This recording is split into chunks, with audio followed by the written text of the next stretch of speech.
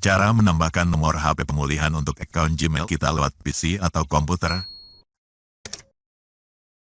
Langsung saja klik ikon atau foto profilnya. Lalu pilih kelola akun Google Anda.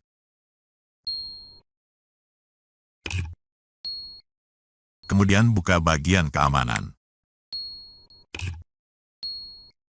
Lalu klik pada tambahkan nomor telepon pemulihan atau nomor ponsel. Tambahkan nomor telepon pemulihan. Nah, masukkan nomor HP kita di sini. Selanjutnya, dapatkan kode. Masukkan kode verifikasi yang dikirim sistem Google ke HP kita di sini. Verifikasi.